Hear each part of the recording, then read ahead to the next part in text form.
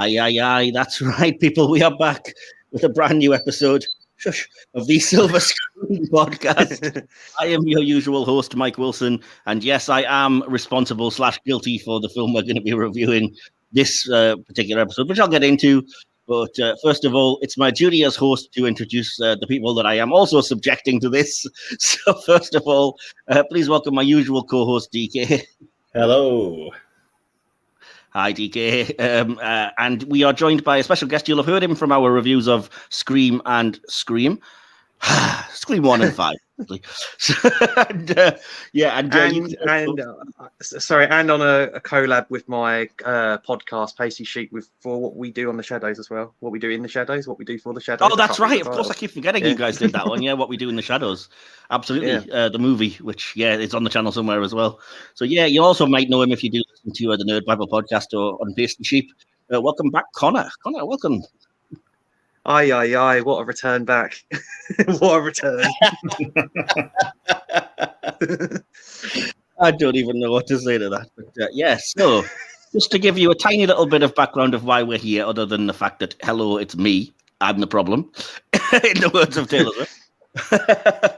On August the 28th, 1993, so in mere days after when you are listening to this, a phenomenon launched 30 years ago, almost to the day. Power Rangers started. That was the date of the airing of Day of the Dumpster, the very first episode of Power Rangers.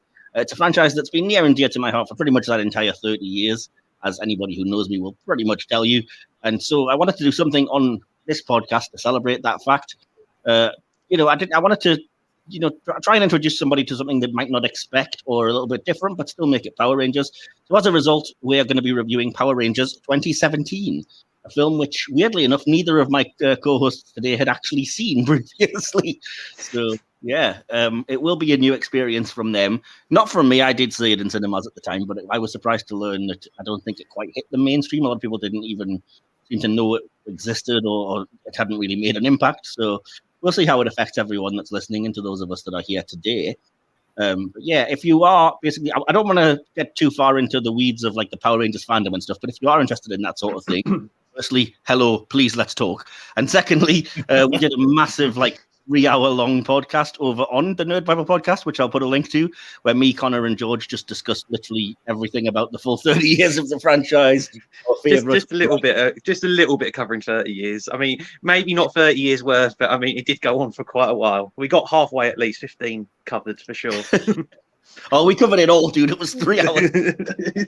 It was basically me educating you guys about a lot of the stuff you haven't seen, and then us going over the favorite stuff that we have and everything. And then it was during that Connor was like, "Oh, if you're reviewing that, I'll join you for that one." So, yeah. That's why. Sign me up for a film I haven't seen. Yeah, sign me up for anything I haven't seen.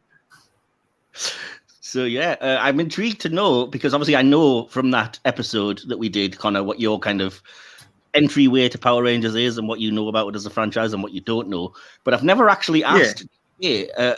Besides kind of knowing me as a friend for the last couple of years, what is your exposure to the franchise like? I think the only one that I've ever watched the whole way through prior to this one was the 95 movie? Right, yeah, the one that I just found on YouTube for free. I mean, it literally says it all in the picture. It says it all in the profile pic. I'm not going to lie. Yeah, everyone's exposed to the ooze. Everyone's been exposed to good old Ivan. It is warm here. It's something that I never, going back to when we did that little mini review of ET, Mike, it's something that I never really had that much of a connection. I was kind of a little old for it, so I would be flicking through the channels and I'd see, and occasionally I'd leave it on, but it was something that I never really stuck with, if you know what I mean. Yeah, fair enough. I mean, I think it's one of those things that either hit you or it didn't, and at least you've never really been overly judgmental. Like a lot of people about when they hear about my fandom are kind of like the kids show, but given your mate, I'm out there buying Masters of the Universe figures. That ship sailed long ago. Exactly, yeah. But no, I mean, I was surprised to learn when the internet became more of a thing, like within the lifetime of this show. I was surprised to learn how many kind of adult fans and collectors and fan groups there actually were with the franchise. So I was like, oh, okay, so it isn't really that weird of a thing to be into this. It's just like superhero fandom or anything else. And then, of course, that took off. And so yeah, I think that became a lot more acceptable and a lot more mainstream, which again is why I'm surprised that this film just didn't seem to find an audience at all. And I'm not sure if it's marketing or, whether it's brand recognition towards the negative, who knows. But we're not here to, to debate that back and forth. We're here to just give our opinions. Before I jump into the behind the scenes section, because I will be doing it, of course, this week, I will say that I am leading this review and hosting everything today because, it makes sense for me to do that. I don't want to just be kind of talking the whole time and just me rambling about my thoughts, which are going to be pretty obvious. So I have just organized it where I'm going to be throwing you guys a lot of questions to ask your thoughts and opinions because I'm intrigued to hear them. So, apologies in advance if I catch you off guard or anything. And I feel like I'm getting carried away and rambling on too much about something, feel free to interrupt because I do want it to be a kind of, a review from all three of us, not just my thoughts. And then you guys going, I agree, I disagree, whatever. So, yeah, it's not just you and a box of Kleenex. Yes, just to make it clear, you're not Tommy Oliver. You're not the leader of the Rangers. You're not the leader. Oh, well, thanks for destroying that dream. I'll give somebody else your power coin then, Connor. Yeah, but so as I say, if you're new to the podcast, we normally break it down into sections. And the first of these is to go into a behind the scenes section with any kind of information that we have on the film in question. It's going to be quite a long one this week because I didn't even need to look up sources. I just know a awful lot about this. So as I say, hopefully it'll be of interest to you. It's not, it's not just all Power Rangers type stuff. I think it's quite intriguing. But yeah, in the meantime, here is some background music that I'm hoping is going to work for while I ramble on. That'll do. That sounds suitably Ron Wasserman. Go Power Rangers. Go Nightclub Rangers. Yeah. go raves, Power Ravers. Anyway. go Power Rangers. So the behind the scenes for this movie then. Bryan Cranston, who plays Zordon in this film, you may not know, started out his career as a voice actor and actually voiced two characters in the first season of the Mighty Morphin Power Rangers TV show, notably Snizzard and Twin Man.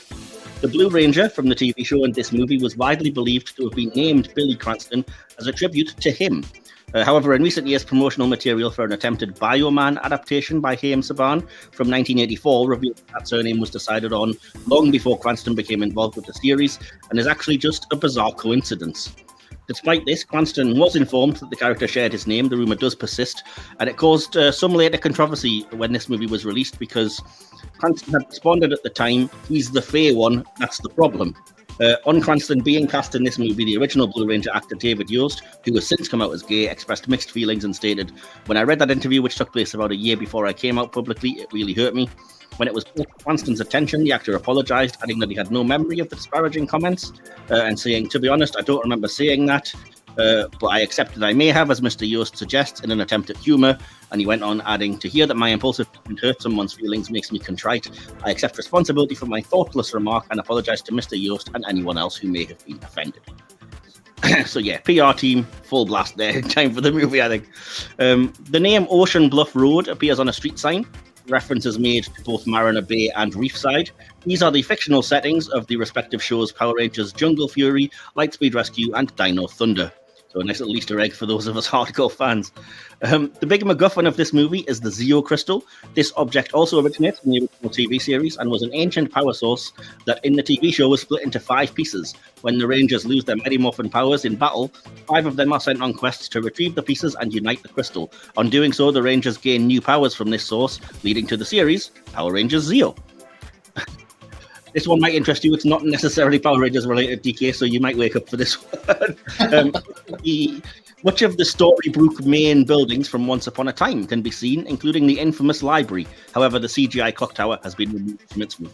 Yeah, I spotted Steveston as it was when they were having those flashbacks and everybody was, ash around him. I was like, that's Granny's diner. Nice.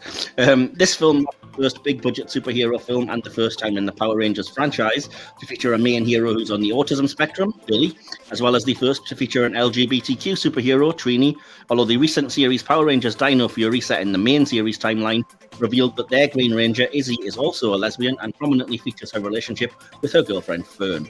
So, making strides towards things. Original series actors Amy Jo Johnson and the late Jason David Frank, who played Kimberley and Tommy, have a blink and you'll miss it cameo as a pair of citizens reacting to Goldar's rampage. They both wear the clothes of their original Ranger colours, pink and green. The two did have a longer cameo with actual dialogue, but it was cut from the film. It can, however, be seen on the deleted scenes in the home media. Did either of you spot Tommy and Kimberley during that brief second? Yeah. I mean, it literally was a blink and you'll miss it. Like, I almost missed it, and then I looked up and thought, oh damn. I read that they were in it, and I just was looking for the life of me where they were, and I didn't realise it was going to be right at the very end after everything went down. Yeah, fair enough. The character of Trini in this movie wears a T-shirt with the year 1973 on it. This was the birth year of the late Thuy Trang, who played Trini in the original TV series. He had sadly died in a car accident in the year 2001, and this is probably a tribute to her. After the box office failure of this film, the Ranger cast involved went on to various big roles. You probably have seen them. Amongst these, Dacre Montgomery, who played Jason, played Billy in Stranger Things. Ludi Lane, Zack, appears in both Aquaman and as Liu Kang in the recent Mortal Kombat movie. R.J. Kyler, Billy, appeared in Black Lightning and the Scream TV series. Naomi Scott, Kimberley, was Princess Jasmine in the live-action Aladdin remake for Disney and was a lead in the most recent Charlie's Angels films. And both she and Becky G, who plays Trini, continue to have careers as successful recording artists. Additionally, you can also hear Becky G in cinemas now as Kadri Dar, the AI controlling the supersuit in DC's Blue Beetle movie. So there you go. The more you know. And you can hear it and think, that's the Yellow Ranger. Nice tie-in. Yeah, nice tie-in. Yeah, you got to keep it relevant, keep it fresh. Excuse me. This film, as you might probably can tell, was intended to launch a film series with multiple sequels all planned out. Those plans were cancelled due to its commercial failure. Saban, not long after, sold the entire franchise rights to Hasbro, and guess what? Another reboot is supposedly in development. Yay! And yeah, finally for the BTS section this week, I just want to ask you guys a question. Does anybody fancy a donut? I got a weird craving. I'm not sure where it's coming from. Maybe Krispy Kreme, but I can't, maybe Krispy Kreme. Yeah, I won't defend the product placement in this movie except to say, look, sometimes you need to get sources of money from somewhere, right? Did you need to have the evil space witch stopping and admiring a donut? No, but still. That was genuinely one of my favourite shots. That was one of my favourite shots. Just Rita enjoying for all the wrong reasons. But it was just, why was that still included? I thought that would have been taken out surely. Oh man. No, nothing was taken out of this movie. I don't think anyway. But yeah, so that's the behind the scenes. Any questions or thoughts or feelings on any of the things I've touched on? I wasn't actually aware that the girl that had played the Yellow Ranger had passed away. That's really sad. Yeah, she was the first kind of big name. Like I said, 2001, so it was a while ago. I should have said actually the recent special Once and Always, which is way more of a kind of 30th anniversary tribute. That is the main plot of that, is that the Yellow Ranger dies in battle within that. I would say spoiler alert, but it's like within 2 seconds. And it's basically them dealing with her loss and everything. We talked about that a lot on the Nerd Bible podcast. Our review. Yeah, on our review. We reviewed that episode. So, yeah, I will say if you've watched this movie and it's not quite the Power Rangers you remember and that leaves a bad taste, then I would definitely recommend Once and Always. It's only 50 minutes or so. It's a Netflix special, and it is literally just they're visiting the exact sets and people and everything that you recognize from Mighty Morphin Power Rangers, and it's just 30 years later. So yeah, nostalgia rush in the extreme. When it came to that one. But that's not what this movie is. Like I said, it's trying to be a whole new universe and a new reboot and launch things fresh for a new generation, and it failed. But still, Zack Snyder inspired just by the visuals. He reminded me a lot of Snyder. Say things like that. I want to still like this movie. Anyway. Yeah, there's no need to drag it into the gutter. I'm a fan of Snyder's movies. I wasn't saying that in a bad way, but it's just literally Power Rangers is like, particularly Mighty Morphin, which again is when I think Power Rangers, that's where I go to. It's so bright, over the top, cartoony and colourful, and all right, much shorter than a feature length movie. I get that, but it just why was it just so goddamn dark? Like the good 40 minutes was just pitch black. I was like, what on earth am I even looking at? Why is it all night time? It's just kind of what threw me, because obviously, as I said, I only saw the odd bit, and to me it was colourful, it was high camp, it was fun. So when Mike said, "Oh, we're watching this," I was really kind of looking forward to it, and it was so grey. Yeah, well, for me, Blue, it was just so goddamn cool, man. It was so cool. It's just like, stop being edgy and just let me see what's going on, please. And then, like, in the back half of the movie, I feel like it got better. But I do appreciate that they started a reboot with basically a masturbating ball joke. He must have found that very pleasurable. Badoon-tish. Yes, I did write that down. That's how badly I wanted to make that joke. Anyway, yeah, that is a decision I'm not too sure about, and it is annoying because a lot of the letterbox reviews of this film do just write everything off because they're immediately like, "Whoa, why would you start with that bad joke?" And I'm like, "It's a bad joke. I don't like it, but don't write off the entire movie based on one initial bad joke." You know, it's not even the first scene in the film technically, but anyway. We'll get to that. No, I think like I was trying to say, I think the way that it looks, the way that it does is because this is the way, like I said, it's trying to be a young adulty superhero sci-fi fantasy type movie based on American things rather than what we're used to, which is basically the Japanese footage just completely cut and pasted. Converted, yeah. You know, Japan and America are very different cultures when it comes to that kind of thing. So, and yeah, there is a bit of them, I think, trying to step away from that kind of all color, childish, shamed type thing to try to get maybe a more mature audience. But like I said, obviously, you know, your mileage may vary, but it clearly wasn't a huge success. So yeah. Anyway, as I say, we're going to go into the proper review of the movie now. And what this does, we break it down into sections so that we're not just talking about everything and going through it chronologically. And that breaks down into things like writing and plot, direction, acting, special effects, music. Then we'll go over our favorite character moment and line, hear from our audience, and then finish with our conclusion and a score out of 5. So the first thing I want to touch on is the writing and the plot in general. As I said, I'm going to basically bat a few questions you guys way. And I touched on it just there. So the first thing I wanted to mention was, what did you guys think about the very first thing you see, which is the Cenozoic era battle where you find out Zordon is the original Red Ranger, Rita is the original Green. He kind of attacked them in this era of the past, and the meteor that wiped out the dinosaurs was the attempt to stop her, and all this lore that we get in this kind of initial sequence. What did you guys think of that? We'll come to you first, Connor, because fools to think. No, I did kind of think it was quite cool and off subject matter. It reminded me a lot of the opening to Bumblebee, where with the Transformers on Cybertron, and you see like the big downfall of the planet, and you know, essentially it does the last Transformer sort of evacuate Cybertron, and that's where Bumblebee actually crash lands on Earth. I mean, that doesn't happen with this, but it is just, you get another glimpse, another potential movie that we should have, in some ways, should have got, or I would have liked to see much more of like you say, the prehistoric war of what actually happened to the downfall of the original Rangers, and just Zordon being more than just a giant head in the original series, I thought was pretty cool.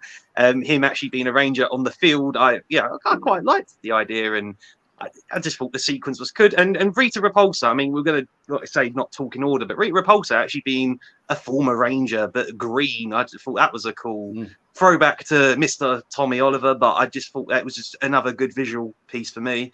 So I quite liked the opening. I was really intrigued as to where we were going to go with that. But of course, after that, you then go to the reality, and, you know, it's angsty teen drama, but no, of course, it's teenagers with attitudes.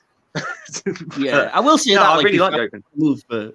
I don't want to move too far into that now, but I will say I think that was part of the briefers, that they took the whole teenagers with attitude thing. I believe I read somewhere, and somebody said you never actually got that, even though it was within the opening credits of the original show. They didn't have any attitude, and we wanted to actually do that and make it our brief. We were gonna.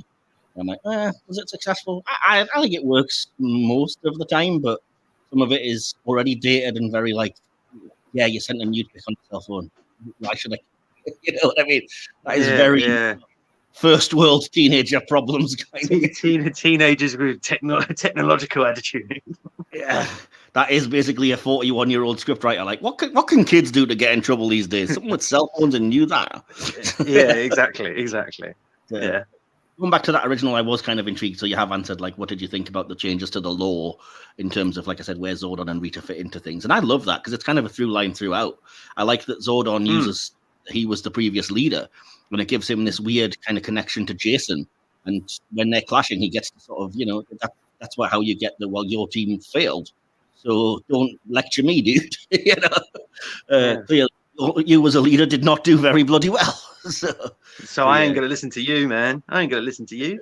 I don't think you get quite that level of sort of sulky teenager. No. I think it's nice that they're able to put Zordon a bit more in his place like that, because as you say in the original show, it's very much you are the all-knowing, all-wise, great Wizard of Oz type. Yeah, we'll do exactly what you say without no attitude, without no backlash, without no like implication. It's just like, yes, master, in a way, like, yes, sensei, we'll do what you say. Whereas, like you say, because of the backstory in this movie, it's kind of, you kind of get the Rangers' point in the beginning of, all right, you failed, like you say, you're the reason why you're ahead because you didn't win. You let Rita win, so why should I listen to you? To an extent. Exactly. But no, I liked all of that. I liked all that changes. It was good. Yeah, and as a kind of one quick thing before I go on to asking DK's thoughts, I do think it's nice that you can do things, and again, the new special does this as well, but you can do things that the TV series, for whatever reason, standards and practices can't do. So you can make reference to the fact that, like, Zordon's entire previous team are dead. There's no, ambiguity about who's been destroyed or their souls are in the whatever. Or it's like, no, they're dead. they are obliterated. Rita killed them quite brutally, very probably, and he failed effectively. So, but okay, it's kind of cool that we can go a little bit more into this kind of thing. But so yeah, DK, I have to come and ask you the same kind of question. What did you make of this? An intro to the film as an opening, and what do you make of these lore ideas? Well, as far as the lore goes, I couldn't really comment because I'm not that familiar with the original in the first place. But I did like the opening. I was still under the impression at that point that it was going to be this, all-out, colourful kind of explosion of awesomeness at this point in the Cenozoic era. I didn't know that thing with regards to Zordon not being a ranger before, but I thought it was a nice little thing, and I thought the Rita being a Green Ranger was good. Yeah, it was a really nice setup. I like that. I like that. Yeah, cool. That's fair enough then. Well, then, as you say, we could probably argue the fact that we probably are all going to agree that they should maybe have made more of these scenes. I realize they were probably expensive, but it would have been nice to put that action scene maybe out of a bit more and sacrifice a little bit of the teen stuff, maybe. Yeah. We can debate that back and forth, I guess, because I don't think there's anything that's necessarily wasted in terms of the teen storyline, especially having seen this a few times now. I can kind of appreciate what they're going for. But at the same time, you kind of do need a bit more action maybe in the first hour and a half. So, yeah. The other thing I've got then down here is obviously it's quite notable if you're watching the movie that the Rangers don't actually fully morph until 3/4 of the way through the movie. It's on the 90-minute mark of a 2-hour movie. So what are your thoughts on this? DK, we'll come to you first. Did you think that was a wise decision, or is that kind of what's part of what you're thinking, like, oh, what is this movie? It's not what I'm used to. I don't get me wrong, I like some of the drama, but, when you're an hour and a half into it, and I was looking at my watch thinking, are actually going to get suited up at any point? It stretches it a little. It tests your patience. Yeah. And I understand what they were going for. I understand they were thinking, but if we get a sequel, we've at least got a decent backstory to all this lot, so we can get straight on with the action. But if you're turning people off in the first one, you're not going to get that sequel. And as much as I enjoyed some of the scenes with the kids, I think they could have cut easily 20 minutes to 30 minutes down and got into the suits quicker. And it kind of bugged me that even when they were in suits, they had their kind of mask faces removed for the majority, just so you could see them. Yeah. And I have a story about that actually, but I'll get into it once you finish your point. Yeah, I get it, which I presume it's for the same kind of purposes. A Downey Jr. and Iron Man. You need to see the actor behind the mask, or like Sam Raimi Spider-Man. Yeah, basically. Yeah, but I'm trying not to mince words. Sometimes they look bloody stupid. But they kind of do. I mean, they could have looked worse, because this is an idea that they did put forth. I'll try and find a picture when I'm editing, but they basically tried to do that whole, you can see the Ranger through the helmet thing during the filming of the 95 movie, where they had the helmets as you see them in that movie, but the visor and the mouth plate were removed so you could see the actor behind it. And they filmed like that for about a day till they realized it looked absolutely ridiculous and just gave up that idea completely, because you're right, it doesn't really work. But I think what maybe tempted them to try it again with this movie is that the Japanese series that Power Rangers has adapted into had started doing things where they could open the visors, and that became adapted into the versions that we got, because if you can do it in their footage, we can copy it and whatever else. So series like Ninja Storm, for example, springs to mind, where they had a kind of mouthpiece and a visor that could literally retract and show the face inside the helmet, but it was designed in such a way that it didn't look, as jarring as these. It was literally like a face plate, and it was, it had that Iron Man vibe almost going on, whereas this has got so many weird jagged parts and bits and pieces that, like you say, it's so form-fitted around their head in a weird way that it just kind of does look, it's jarring. There's no other way about it. It's like funky, but not in a good way. Yeah, it is like you said, Mike. It does remind me of Topher Grace in Spider-Man 3, and that's not a good reference at any point. Yeah. And I do think part of that is because, and I don't know, I have no insider knowledge of to whether or not this is the case, but it feels like at times they're trying to make it less Super Sentai and more Guyver, if that makes sense to you guys. It's kind of like crystal that's fully enmeshed with them and whatever else, but that's not what Power Rangers is. So I think that's already a fundamental misunderstanding. Like, I don't love the fact that they plug into the Zords Matrix style. It's just kind of, to me, it's unnecessary. All the mythology already about, like, well, when you morph, you're connected to the morphing grid. That gives you everything you need to know. Let's just leave it at that. You don't need to start plugging them in and crap, But yeah, and I also just don't love the fact that there isn't a cockpit. They all sit in their own individual pieces, like Voltron, and control a different part of the Megazord, because I've always thought that was stupid. Like, I get it, you have to work together, and that way you're forced to, but come on, like, you're doing the legs and you're doing the arms, and I'm doing. Did they not do that in the original? They don't do that in any of the Power Rangers series at all. Right. There's always the central cockpit with the sort of whatever 3 or 5 or whatever team number it is, controlling the cockpit and doing various things from there. It's never been a question of they're all sitting in different parts of the Megazord, which they all combine. Rangers thing. It's kind of it's more of a Voltron or another kind of other franchise type thing where, I don't know. Like I say, I get it. The whole point is they have to be able to coordinate to such a precise level because they need to talk to each other and they can only control that particular bit. But it just comes off a little bit weird for me, I guess, in that part. I don't hate it. I mean, at least it's something a little bit different and it makes sense with the law that's being put forward. Because I will say there is, I'm going to sound really nerdy here, but there is something in I think it's either the novelization or the comic adaptation, where it gets into how Zordon and his team could basically almost never form the Megazord because it's so complicated. Like, they had the Battle Zords, but combining into the Megazord was something that would take months, if not years, of training and practice, and they could barely ever do it. And that's the whole point of, like, when the actual current team do that, it's supposed to truly be a shocking and epic moment of, like, what? They have no training and they're able to coordinate so well. And that's why you have that scene of Rita just exasperatedly like, how are you doing this? Because she's not used to being able to do it so easily. But again, you cut all that out and that scene doesn't mean anything because we know that we've had 30 years of them being able to do that within like seconds of getting their powers. So it means nothing to us. It's like, oh yeah, you did that thing that you do. Yeah. Which is a shame. And I didn't particularly love this. I hate self-knowing jokes and the whole idea of Billy going, well, like a big mama Zord. No, that sucks. A Megazord. Good Lord. Yeah, we get you, did you? But anyway, I sound like I'm shitting on this a lot, and I do actually really like it. But yeah, so what were we talking about there anyway? Yeah, the Rangers not morphing until 3 quarters. So yeah, what are your thoughts on that anyway, Connor? Did you miss a lot of that action? No, because like DK, I was kind of somewhat interested in the teenage drama. Okay, I'll drop the teenage pun, but I was sort of interested in the human dynamics and the drama for most of it. Because when I actually think about Power Rangers, again, episodes and length is obviously completely shorter.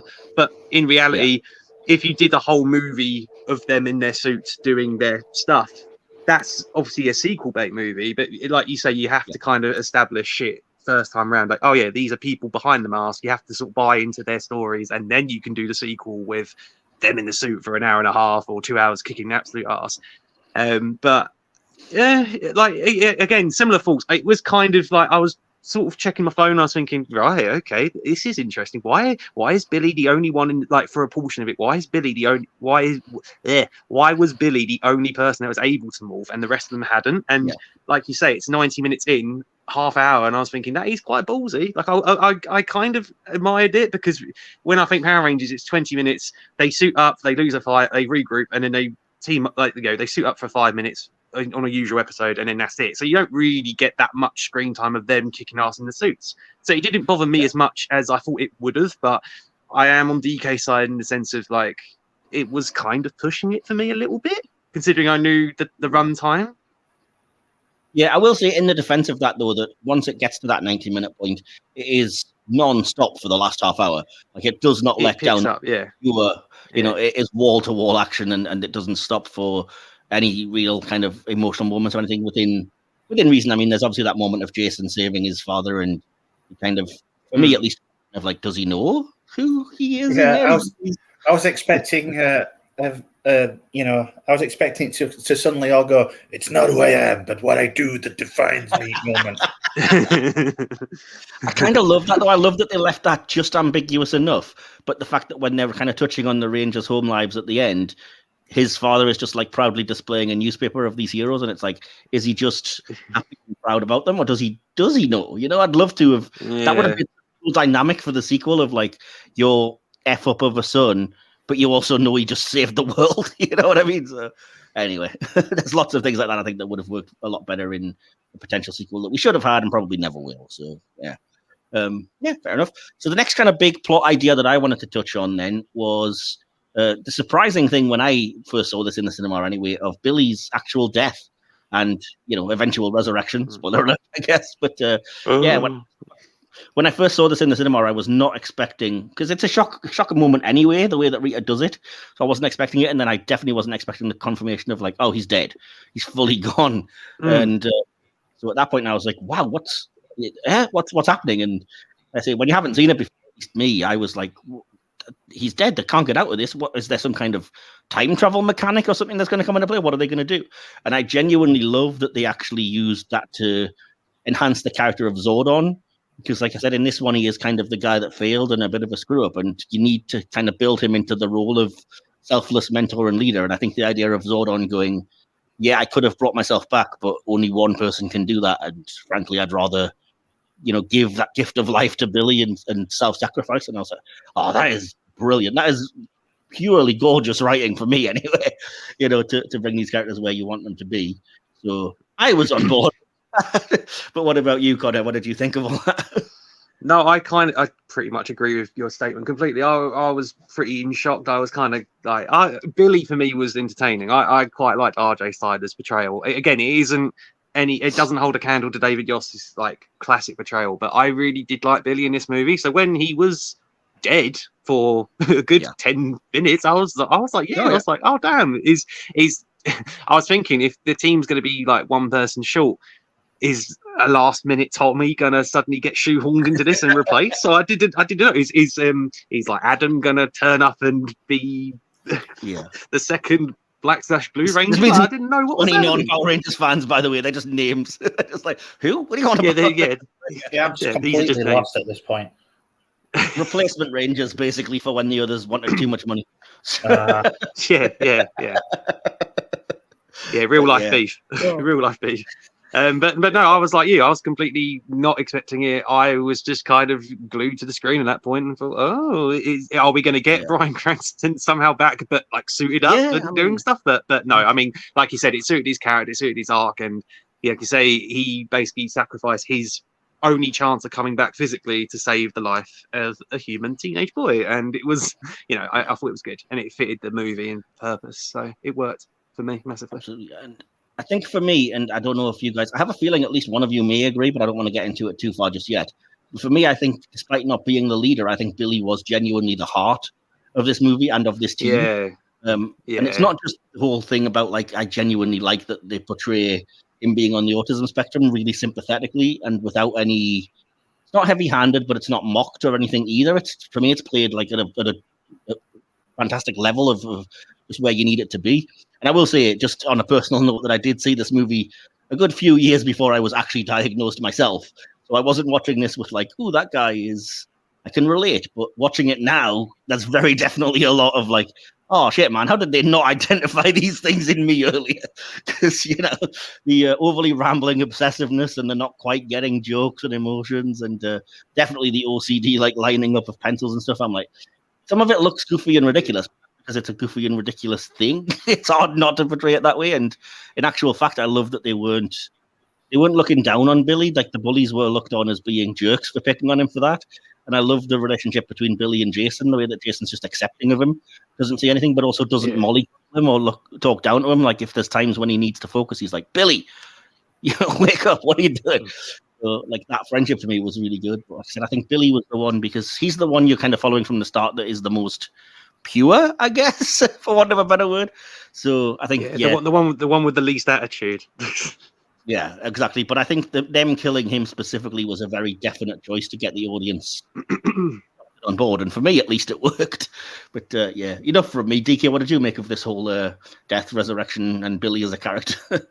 Yeah, it surprised me. As you said, Billy's kind of like the heart of it all. And it was definitely done to get, the audience on side. And when it happened, I was kind of, they'll bring him around somehow, and then they said no, he's dead, and I kept waiting for the the inevitable resurrection, and it wasn't coming, and and I actually thought, oh my god, they're just going to do this with 4 of them, not 5. So yeah, that kind of worked. Obviously, spoilers, they bring him back, but up until that point, it was a definite. I'm not going to say edge of the seat moment, but it was. No, but I think it's to put it into other terms. I think it's unexpected, but I think it's also brave. If this was a pure kids movie, they would not have played that 10 minutes of seriousness and he's gone. There's nothing we can do, and even the acting. I mean, when it first happens, particularly, I'm thinking of Naomi Scott, and her and the emotional reaction to it is devastating because that's what convinced me at the time. I was like, "He's not dead. He'll just they'll give him CPR or something," and then seeing Kimberley just break down and like, for God's sake, he's dead. I was like, oh shit. Yeah, that's what I was thinking. With regards to Zordon, I don't know the ins and outs of the series, but Cranston seemed to play him as quite abrasive. In some instances, he was a bit of an asshole. I'm guessing the Zordon in the show wasn't actually like that. Oh, absolutely not. No questions answered. They literally listen to every single word he says, and that's it. There's no backlash, there's no rebellion or anything like you get with this portrayal. Yeah. So he is literally the all-wise leader, and that's it for every iteration of Power Rangers that Zordon's in. But pretty much, he's the yes man, and that's it. But I mean, even the idea of changing this ridiculous you're in a time warp, you're a floating head, which we've all gotten used to. So I say ridiculous, but we've adjusted. But making it into a new idea of I just literally downloaded your consciousness into the ship's computer, and that is why you're appearing on a video screen as this weird Star Trek Discovery style head out of fins kind of thing. And I'm like, all right, this is a cool adaptation. And the idea of the command center being their spaceship that was buried for years and not just a place that they happen to have in Vasquez Rocks that nobody ever notices or cares about. Yeah. Anyway, that's enough from me rambling. So the Billy death and resurrection thing I think really worked probably for all of us then in that case. Yeah. One thing that might not have worked so well, and again I've touched on it earlier, but we'll kind of group it all together and we'll call it the teen angst type thing. So I'm thinking specifically Kimberley's whole cyber bullying plot and the guilt she feels about this whole kind of thing doesn't work as well. And also, as a kind of related thing to that, without wanting to, just claim that they're the same, obviously we have Trini feeling a bit like an outsider, and we eventually find out it's because she obviously is, gay and can't really accept that, and her parents want her to be something she isn't. You also have Zack, who seems like he's dealing with the inevitable loss of his mother and for caring for her and stuff. So, yeah, for me, it just seems weird that a lot of these, and obviously, like I said, Billy, you have the fact that he's on the autism spectrum. And Jason, to an extent, you have I was the great football star, but I was a lot of pressure, and now I'm just considered to be a screw up and whatever.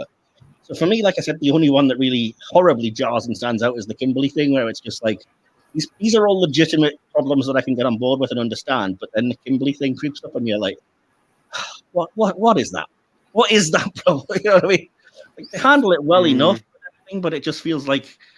If I was Jason in that moment when she's like, I did a horrible thing and I feel guilty about it, I'd be like, oh, boo-hoo, bigger problems right now. There are bigger issues to worry about than the nude photo you sent. Get over it. But whatever. So yeah, what about you, DK? What did you think of all of these teen angsty kind of plots? I like some of them. I wasn't keen on the Trini revelation. I think they were just kind of playing lip service to creating an LGBT character, and they didn't really not explore it. I mean, I don't want to see, I don't want them to do a deep dive, but I think just a throwaway line didn't really do it justice. Be careful with where your words. Yeah, I know. With regards to Kimberley, I think they were just trying to. Again, I'm picking up as a complete novice, but the Kimberley in the TV series, every time I saw her, she seemed like a goody two shoes, and I think they were trying to get an edgy angle on this one. That's why, they cut to that scene where she just stood there on the really dull grey cliffs of Iceland, listening to thrash metal. Yeah, because that's definitely reminiscent. That's definitely reminiscent of Kimberley from Mighty Morphin. That's 100% her. Kimberley from Mighty Morphin actually was just so much your typical 90s Valley girl. She was basically Cher from Clueless. She was a superhero, so it's very weird. See, I thought Jason, Billy, I thought they were handled well. I don't think Trini and Zack were given much to do, and other than the relationship with his mother. It was kind of a non-entity for me.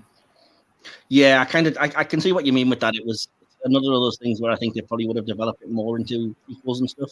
And I did appreciate that they had a few moments between Zack and Trini that were hinting towards what would have presumably been a deep friendship, but obviously I assume wouldn't have been a relationship, or maybe it would. We don't really know because we don't get any real exploration, as you said, of. I think this is what kind of threw me, because it was kind of hinting that there was something there between them. And then this line came from Trini out of the blue, and then everything was just forgotten about. It's kind of they just went on. I do identify with what you told me before, which is you said, "Oh, this Power Rangers is just like Breakfast Club with Zords," and I do get that definitely from the opening detention right down to where they're all sat around the fire. I do think it's difficult to make such characters interesting without making them seem like specific kind of archetypes. And I do think with regards to Jason, Billy, and Kimberley could have been handled a little better, but they did do a good job. But as I say, when it came to Trini and Zack, I think maybe again it was something to look at down the road in the sequel. But as it stands, it's they're almost like paper cutouts compared to the other three. I think it's one of those things that when you look at any movie, it's difficult to write plots for 5 characters. But that is kind of how I felt with Zack and Trini. For me, it could have been the Billy, Jason, and Kimberley movie. I would have been okay with it because those 3 out of the 5 I thought were well handled, and Kimberley to an extent could have been better. But I was quite on board with these 3 characters, and then Zack and Trini literally just turn up at the dig site and they're like, "Oh yeah, we're here." We're like, like where'd you come from? Fully agree with you. I think they tried their best with Trini because there's a couple of really nice moments with her clearly struggling with her family, but they play one of the relief that for me is ill-timed and really poorly judged when she first has her powers, and then she basically tells her parents the truth, which is quite a raw moment, and you just get the joke about like, "Oh, pee in that cup, you're on drugs," whatever, and I'm like, "Oh, yeah." I mean, and everything, but it's badly timed.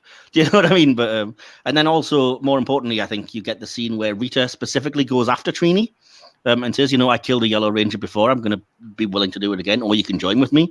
And for me, at least, again watching the film, I wasn't quite sure if Trini had betrayed them at first and was like, "Oh, I'm leading you to where she told me to take you." And because I've seen that trope done a few times where they would get there and then Trini would turn around and be like, "Ha, you fools! It was me the whole time." And so I was kind of relieved they didn't. But I think I had that. Obviously, having watched it today, after that Rita scene, I had that influence. I was thinking, "Oh, is she just going to be Rita instead, or had Trini fallen to the dark side?" I did have that thought in my head watching it earlier. Yeah. But, I think that's deliberate. I think you are supposed to be like, hang on, because she is kind of like the outcast, I suppose, for want of a better word, and a bit reductive. But yeah, so I think there is stuff that was done there with Trini, but I fully agree with you, DK, that the whole dealing with her actually being LGBTQ was very much lip service, and I applaud them for doing it because it was the first time, and it is an attempt at this in a big budget movie and everything. But it's really, it embarrasses this moment when you watch, not that you would have, but when you watch the current TV series, which actually genuinely played that moment fully. of like, I mean, you know, the Green Ranger is competitive with this woman on her sports team, realizes it's not actually that she's feeling, she's in love with her, you know, comes out to her parents, the other Rangers, and then starts dating this girl. And throughout the rest of the series, she's like holding hands with her and doing things that, I mean, it's not full on anything because it's a kid show, but things that you wouldn't expect that you would only ever see between like a man and a woman and in these kinds of shows. And I'm like, dang, this is surprisingly, you know, intensely forward thinking for a franchise. Progressive, yeah, progressive. Yeah, exactly. Yeah, but yeah, I mean, like I said, there's always going to be some people that complain. I think even one of the people in the audience interaction thing says that he thinks one of the things that hurt this film was you are going to always get that subset of, you know, let's be honest, probably conservative people who were like, oh, a gay ranger, an autistic ranger, I just want to see rangers. And are just really, you know, any kind of diversity. Not trying to shove politics down our throat. Yeah, exactly. Which, I mean, it's not. It's just other people exist. There was no political angle to it whatsoever. It was just like, there are various different types of people, and in any group of 5 teenagers, chances are you're going to have one that isn't fully, you know, heterosexual cis, and one that is, you know, in some way a little bit different, maybe, you know. But yeah, anyway. So yeah, I mean, I don't make peace with that idea, but I'm with you guys with Zach. Like I said, I never thought, even when watching the movie, like, what is his arc supposed to be? Is he angry at having to look after his mum? Is he sad because she's dying? And the only scene that he gets is where he joyrides the Mastodon Zord, and I hate that scene because it's absolute nonsense. It comes out of nowhere and just doesn't achieve anything other than make Zach look like a complete dick who should have been thrown off. You know. Yeah. Yes. You guys agree? What did you think of that scene in particular? Am I misreading that? Or no, I'm pretty much with you on that one. I just thought, okay, this is just embarrassing now. What was the point? Yeah. I'll just quickly go through some things because I wanted to note for the audience that there are a lot of tropes in here that I picked up on, and DK's already mentioned, you know, one of them, which is obvious, which is like I said when I was trying to sell the movie, I guess to you, I was like, don't expect full color Japanese fighting. This is the Breakfast Club with a big robot fight at the end, and I think you can see the influence there, as you said, whether it be the fact that they all meet in detention or his dad saying, you know, oh, you're going to detention with all these others criminals and weirdos and freaks, and you know, even down to, as I believe I texted you after I was watching the movie, where I was like, it always grates on me that they do this trope. And they're not the only ones that do it. But this idea that like a teenage girl that's going through an identity crisis can give herself a salon level haircut, craft in 2 minutes in a school bathroom.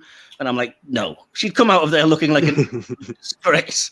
It wouldn't be like, woo, look at you. Woo-hoo-hoo. It would be like, Kimberley, what have you done? Get to a hairdresser's. You know, you look like the dog rats right now. Freaking weird Barbie, but weird Kimberley. You're the weird Kimberley in this freaking Rangers universe. Yeah. So a lot of those tropes were like, I get it, but I don't love it. But there's also things like that surprised me because I don't remember them doing it, and then I rewatched it and was like, oh yeah, they do the Spider-Man thing of like when they have their power coins, they suddenly are super strong, and then Jason even looks in the mirror and he's like, all of a sudden I'm ripped, and I'm like, glad I didn't remember that, because what are you doing? What is this? It's also got nothing to do with any of the lore. Like the power coins don't turn you into superheroes. Like that part. And nothing was done with that. It was like you suddenly have super strength and abilities without even morphing, and nobody's addressing this. And then Zordon's just given it, you've got to have your armor to fight. Well, they don't. They're obviously capable of really amazing things. But yeah, whatever. So yeah, what did you guys think of all of that? The kind of like exploring your powers, even though they're not that kind of superhero type scenes? I'll let you go first, Connor. No, okay. I was just you say with the coins, I was just kind of baffled. I thought the coins were just actually gonna do stuff. Like you said, there's no like suit up first and they embrace who they are. They literally, like you say, wake up, look in the mirror. Oh look, I'm ripped. Oh, I've now ripped my sink in half. Oh, the bully goes up to Billy. He's being all mean. He knocks himself out, and Billy's just kind of standing there being like, "Oh, Flash Thompson's on me, and I can beat him up," kind of thing. Yeah. They literally did copy. They copied those scenes, copied and pasted, and put them in. It does seem that way. It does, absolutely, and it's you know, it's a disservice. But anyway, I will say in terms of like things that they should have done, that's another thing that bugged me, is that you get the implication that the power coins are transforming devices, and they're not. There are actually morphers that were made for this film. You can buy them as a toy, and they have a certain functionality. They're not shown in the movie at all. I'm just like, saving stuff for this. That's good. Like, good marketing. Yeah, exactly. Or even down to the fact that, like, they interviewed somebody and they were like, "Oh, there's a reason why the only ranger that gets their weapon is based, he gets the power sword." As you see, like, extend out of him, and you can see during that fight, and then even gives it back, and Zordon says, "You keep it, you've earned it. No, I'll be back for it." And I'm like, why didn't they all get their weapons? And this was like, well, they will eventually. They'll come into it as we go into these movies, and I'm like, don't just assume you're gonna get there, dude. There's 5 of them. Give all of them weapons, But yeah. Poor decisions, I think, in that regard. I think we're going to hit that a few times, though, is like, don't just be overconfident that you're going to get a sequel to do the things you should have done the first time. But yeah, I can't really think of anything else that I've got. Just, it was nice for me as a fan to hear about the morphing grid, and that links everything together in the kind of Power Rangers universe, so you can say, it's another reality, whatever. Like you guys, I thought it was a long time until they introduced Trini and Zack, and they didn't really do much with them.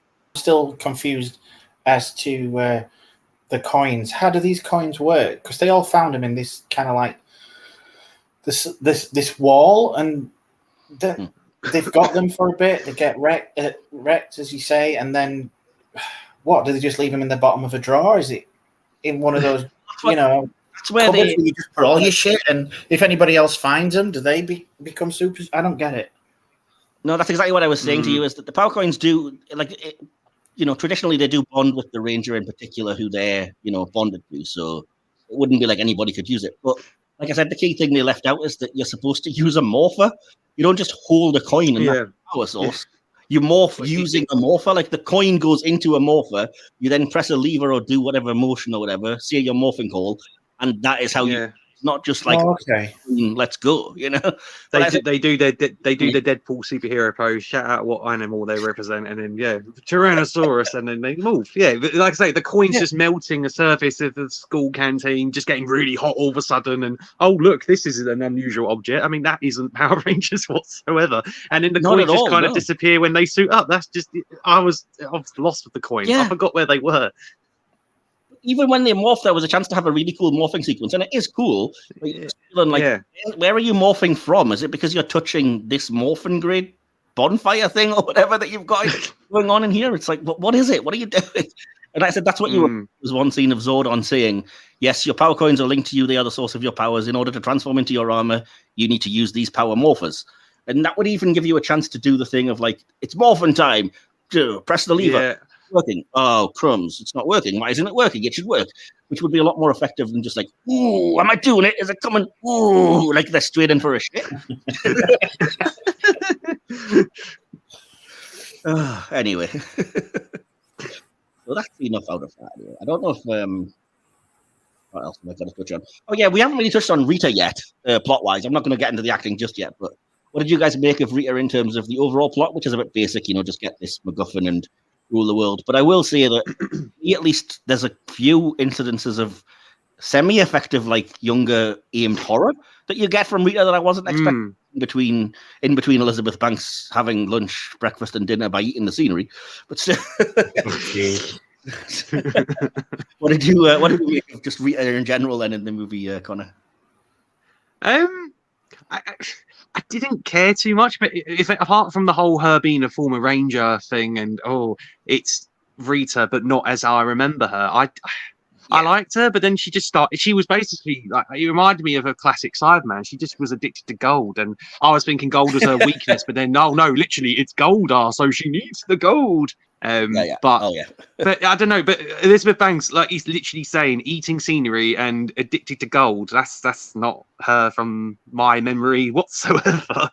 No, it's really not. I mean, she's doing something. Bless her, she's going for it. You've got to give her credit for that. She's not half-arsing it.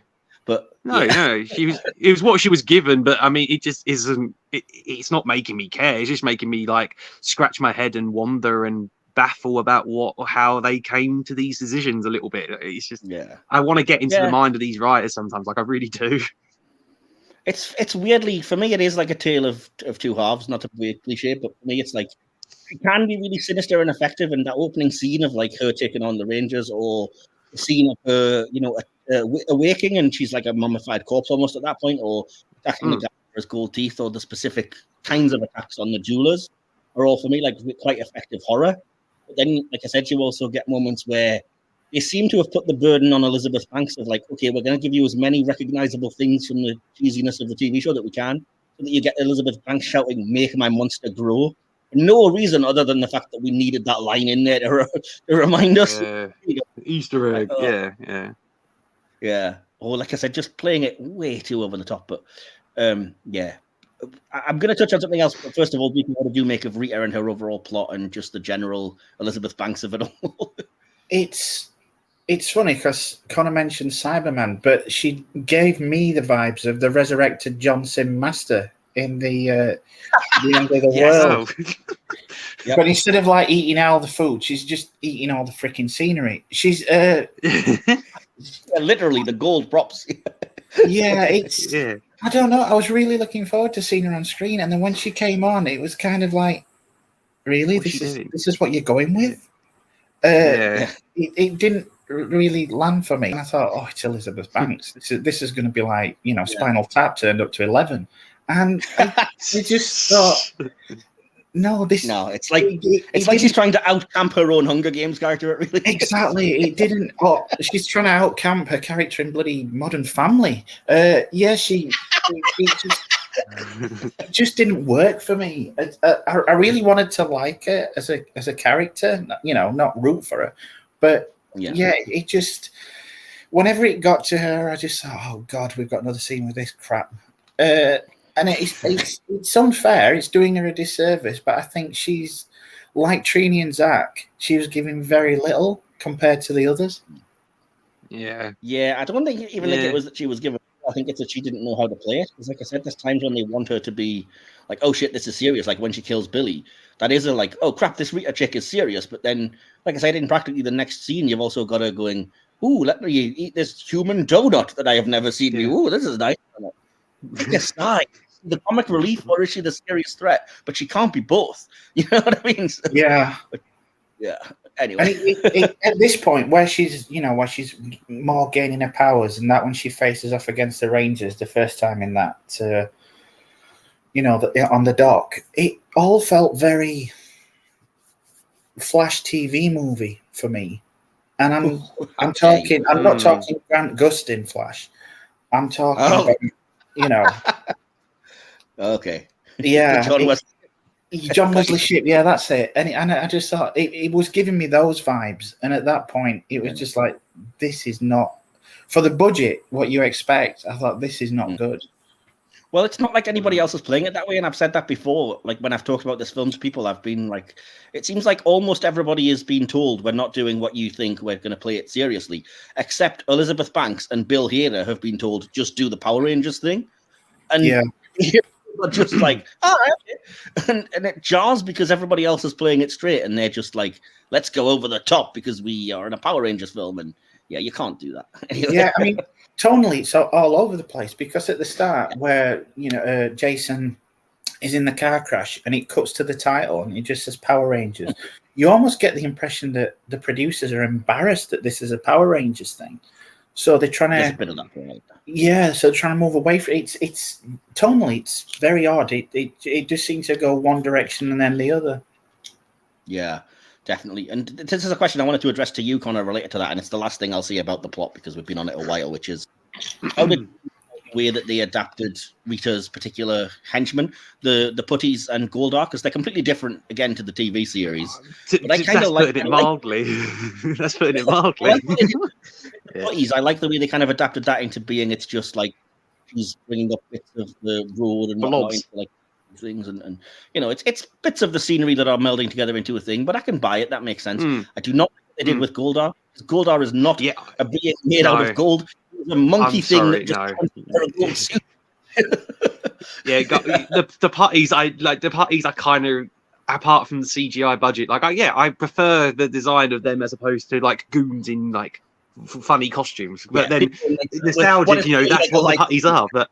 But then Goldar, like a literal a golden giant CGI thing. That's not Goldar at all. Like I was repulsed. There's no personality either. He doesn't speak or anything. He's just he's just a blob. He's just a big tall giant blob that's there to fight like the Megazord at the end. And it's just like, there's no character. There's no nothing. Goldar I preferred always over Rita, but I was repulsed by Goldar in this. I just went, really? Is that actually it for Goldar? I've seen Goldar in the series, and I thought that was a really cool design. So when she mentioned I'm bringing Goldar, I thought, oh, this is going to be good. But he ends up looking like, I don't know if either of you played Death Stranding. He looks like an end-level boss from Death Stranding. I haven't, but I know exactly what you mean, because it did come off that way. It did come off as like this is, as like I said, it's an end-of-level boss in a video game, so he's got no personality of his own. He's basically just standing there grunting at you. So not to quote Hideo Kojima, but it is kind of like a Japanese Hideo Kojima type creation. Yeah, that is. Yeah, yeah, it's ridiculous. It doesn't work for Goldar for me, and no. Then you get the idea, which again I don't love the idea of like the Megazord can combine, but what it actually does is take on the appearance of the most powerful thing. So it actually just makes itself into a copy of this crap Goldar, and I'm like, oh, why? And it's something we'll get into when it comes to the special effects and stuff. But I hate that they did the Transformers thing when it comes to the Megazord, whereby they said that full transformation sequence of the 5 Zords, they do transform, but it's such a complex transformation that you literally couldn't reproduce it with the toys. So they had to, when it came to like releasing the merch from the movie, they had to release 2 Megazords, which is one that was screen accurate that didn't transform, and then one like set of the 5 individual dinosaurs that could combine, but looked nothing like it does in the film. So it was like, why? These are such baffling decisions. You've got 30 years worth of like constant Zords that can combine and look perfectly fine. And yeah, this is not a Zord that I own, because it's just, to me, it just looks like a mess. You can't see necessarily how it does connect in any real way on the one on screen anyway. It's just kind of, you get a vague sense, but then it just seems like all overlaps together and it's a mess. And yeah, I don't love it. Anyway, so what do you guys make of that then, the Megazord? Because you guys don't have a connection to Megazords and Zords like I presumably do. So were you bothered by it? You've pretty much summed it up for me when you said it's like the Bay Transformers. That's pretty much told me everything I need to know. Yeah, they do that as well. The Bay Formers, they do the whole like the transformation is so complex and so involved that the toys don't do it that way. They just do something approximating it, and it's like, well, then why do it? Your whole gimmick is that you transform. Don't make it so complicated that you can't transform. Anyway. I don't love the Zord designs anyway, because they did that stupid thing where they tried to justify it as the fact that they are based on dinosaurs, but initially they're aliens. So they're a mastodon and a triceratops that have like insect legs. Just, yeah, sure. Just awful designs. I'll refuse it to call it the Megazord. Like, to quote Billy at the end, I'll call it the Algebra, because that isn't a true Megazord. He just calls it the Algebra. The dance, he does is the Algebra. No. I don't hate it in terms of like the actual fight with Goldar. I think looks really good, especially when you compare it to the CGI in the '95 movie, for example. Like, yeah, you've done some. Things. It's just a shame that it wasn't a better designed piece that we can see doing this fighting, because the actual fight itself is pretty badass. You know, I like it. But, yeah. Anyway. I did find that funny when obviously it's not got the camp factor of the TV series. And it's ultra serious, and Zordon's explaining, what's going on, that the world's going to end, and they need to defeat this evil entity. And they're like, who is it? She's called Rita. And I just not just Rita. They adapted the full ridiculous name, so he actually says she's called Rita Repulsa. At which point you're like, you recruited somebody for your hero team whose surname was Repulsa? How dumb are you? If only you had some sign she was going to betray. But yeah, anyway, that always jarred with me. That was so dumb. Anyway, yeah, as you said as well, it's like Zordon and these other weird alien beings and Rita. We've touched on a little bit of the acting type stuff, but I'm curious about some of it, because we've talked a little bit about the way Cranston played Zordon, so we can kind of, we can knock that on the head. We've talked about Elizabeth Banks and her poor choices, so we can ignore that for now. A little bit about them, but I will throw it open to you both and say the 5 Rangers in particular, we'll try and deal with them together if we can. What did you make of the acting involved there, Connor? We kind of have talked about some of it, but just to round up our thoughts. I think once you actually see them suit up and it's sort of all action balls to the wall, they don't slow down and everything. I kind of got used to their dynamic by the time everything wraps up.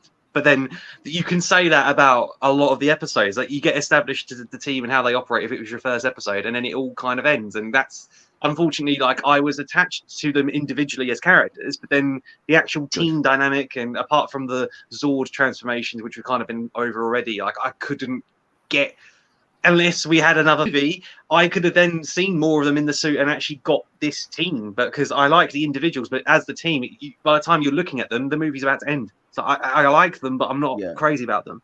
But then just from the design point of view, I mean, I can, again, knowing that it isn't aiming for kids and it's over here, it's age 12 and stuff. I don't think these designs look particularly like, I get marketable perhaps for a younger audience, but even for like adult collectors and stuff. But like, they don't come across as like a particularly visually like appealing for younger. Like I imagine some parents would have looked at it, and even I, when they first suited up in the dark, cool Zack Snyder type color palette, I was like, "Whoa, these don't look like very kid friendly." Well, not kid friendly, but like it didn't look for a younger audience. I just thought this is really wacky and edgy and alternative. It felt like it didn't feel like, oh, this is a product that we're trying to sell to all collectors of all ages. It felt like, oh no, if you're fed up of the Power Rangers we all know and love from a design point of view, well, look at this. This is trying to be somewhat edgy and attitude, but reinvented. And it just, I don't know. It's just the design. I like it, but I was kind of like, oh God, I don't know. Yeah. I think it's over designed, and that's the problem, because like I said, it grows on you, and this I like the fact that there is actually a representation of the morphin grid glowing within the central diamond. I think that's a really coal touch, and it's they didn't have to do, but it probably would have cost a small fortune anyway, other than just having like blank white to have that there. And I think it looks really cool. Like that part I enjoy, but like you said, it's also, there's so much overcomplication to it, and the fact that it looks like a Guyver suit almost instead of a Ranger suit. And then I really do miss the clear, like in the original Mighty Morphin suits, it's quite obvious from their helmets which dinosaur they are, and I just don't get that from these at all. You cannot tell that top of the blue is supposed to be a Triceratops if it indeed is, or whatever. So it's like, I miss that. I miss that touch. Yeah, it's not the worst designed kind of costumes, and they do, like I said, they grow on you, and they look suitably Power Rangers enough. And I get what you're saying. There's too much to them, I guess. Really. Just different. I don't know. Yeah. Anyway, we're talking about the acting though. So as you said, I'd probably agree with you. I think individually they do fantastic work, and they do really work well together when they have to during the dramatic moments, like Billy's death and stuff. And in terms of working as a heroic team, like I said, there's just too little of it. And when there is, because they have the choice to not have them in a cockpit together, they're not really even interacting during that moment when they're supposed to be. It's kind of like they're just shouting at each other through different robot limbs, which I said is a weird choice. Yeah. What about you, DK? What did you think of the acting from the four guys? I thought the main three, especially. I mean, the ones that played Trini and Zach, they were decent for what they were given, but they weren't given that much. I think they all put in really good performances. That's one of the things that actually, I kind of latched onto. They were all kind of likable. Whether it's a form of Stockholm syndrome by the end, as Connor were alluding to, I'm wondering if Dacre Montgomery's got it written into his contract that no matter which role he plays, they've got to have a really shocking haircut. In Stranger Things, with a curly mullet, and he looks like some kind of mannequin. But acting-wise, I thought they were all fairly decent. There were a couple of times where you kind of got the vibe that they were trying to come across as more edgy than they had any right to be. But I thought, I thought they had a fairly decent chemistry together. There was never a point where I just thought, oh, come on, they wouldn't be acting like that. And at the end of the day, that's all you need, really, especially on something like this. Yeah, I think that is the strength of the movie, is the casting, because like I said, like I was touching on in the behind the scenes, just look at everything that these actors have gone on to do since. And you hadn't done any of that before they were casting Power Rangers. So whoever was the casting director genuinely did pick great people for the job. And I think sometimes even during the more difficult stuff, it's the acting that sells you on it. Like I said, Jason as a character shouldn't necessarily work. He's just kind of like, oh, it's so tough being that's loved by everyone, and yet Dacre Montgomery is a good enough actor that you kind of feel that sadness and that kind of the melancholy and his disappointment with his father thing going on and everything. And I said Kimberley's plot is terrible, but Naomi Scott, I believe, is genuinely upset and care one way or the other. And like you said, like Ludi Lane and Becky G get nothing to do, but what they do get is convincing and sells you enough on them that you're like, I like these actors. But I mean, in fairness, Becky G didn't really have to say much. I could have just sat there and watched her just swan around for an hour and a half, and I'd have been happy. And I could have done the same with Naomi Scott. And Elizabeth Banks is sitting there going, look at me in this ridiculous outfit, and nobody's interested. Anyway, yeah, I think RJ Kyler Special Shout had the hardest job because, like I said, towing that line could have went so very wrong in so many offensive levels. And for me, at least, like I said, as somebody who is on the spectrum, I think he actually played it really well. I know a lot of people that would complain that, you're going to play that, you've got to actually be on the spectrum and you've got to have that as part of you. But for me, I don't necessarily feel that way. And I feel like at least there was some effort put in by the writers or by RJ to examine what that's like and to live that without being a cliche or without being over the top or anything. So that's probably one of my favorite parts of the movie was the way that was handled. Anyway, so there's only two people we haven't touched on in the acting, and that is, first of all, Pam's first boyfriend from the American Office, who has now left Pam and is Jason's dad. What did you make of David Denman in the movie? I thought he was good for what he had. Yeah. What's his name? It's Andy in the office. His name's Andy, isn't it? In the office, his name in the warehouse guy who's in. Andy, I don't think. No, Roy. It's Roy. Of course, I don't mean Roy. I don't know where I got Andy from. I don't know. I can't get past Roy from The Office. I don't like him. He was fine as Jason's father role, but I just sort of looked at his face and thought, oh, you're meant to be that parent that we don't like, or you're meant to be that figure that I get why I'm rebelling. There is a bit of that when you've had a role like that, and I feel bad because he does the best he could. Then he gets nothing to do, and there's a couple of scenes that really impressed me with him. But yeah, overall, you're just thinking, leave Pam. I want Jim to be with her. What about you, DK?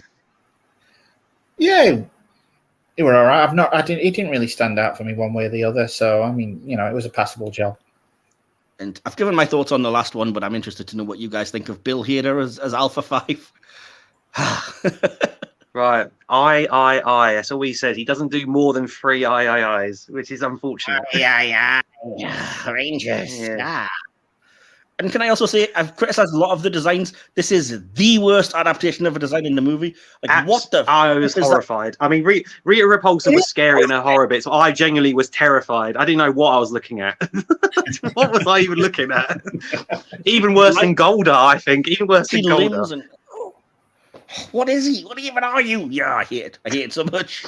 Yeah, like I said, aside from the design, Hader just plays it so the laughs. And I get he's a comedian, but he didn't need to go so cheesy. You know what I mean? It's just, and it detracts. I just didn't think he was that funny. And Bill Hader, I quite like. I think he's great, but I didn't find none of the jokes or lines any impact. There was no impact. There was no I thought that was funny. I just wanted to hear I, and he only said it twice, so I was massively let down. Fair enough. And what about you? What did you make of Bill Hader's performance as the terrifying robot speaker? It's just Bill Hader with a mask, and that's all I can say really. Yeah. Okay. We'll move on then. Yeah, the next thing we should touch on is probably the direction, and again we've touched on some of it. I will say the director of this movie was Dean Israelite. I'm not familiar with him, but okay. Yeah, we've touched on the idea of the faceplate thing. Why your director does that, but was it wise or was it not? The weird kind of jarring car crash that starts the movie, along with all of the kind of Breakfast Club, young adult, Dutch angle type stuff. These are all of my notes, and you've touched on them, and you guys brought them up first, so I'm just going over them again. The darker filter that's not the full color splashy TV show. We've talked about that in depth as well. I didn't know you were going to, but I've written this down. I like the shots of like the coins reflecting the color onto their faces when that happens, because it's nice to have a splash of color in between those dark quarry scenes and shit. It was needed. In my opinion, it was very needed. Yeah, and I will say there are some cool moments of like random effects, like when they go through the what would you call it, like the river, the water, whatever, and it like the gravity turns around. because that's like the entrance to the command center. I thought that scene was actually a really well done effect and like really cool. I would have liked to see more of that and see it a little bit better, maybe. But yeah, I don't know. I felt like they kind of drew that scene out a little too much for me. It was just like, okay, we get it, you know. Fair enough. Well, they wanted to use their abyss effect borrowed from James Cameron. So, of course, yes. Yeah. As I say, I do like the way that the Rita Nightmare few scenes and the future flashes and stuff are shown, but they're kind of undercut by Elizabeth Banks in general. The attempts to morph, I really liked the way that it spins around in a circle and gets more intense, but I said it would have been better with a morpher. I like all the training scenes. I will say I thought the scenes of them training against the holographic putties and stuff were mostly well done. And even though it is, again, a cliche, I do like the Chekhov's gun of like they show you them doing a move in training that they then use with the Megazord, the whole like, you know, judo, crush it behind your back, whatever kind of move.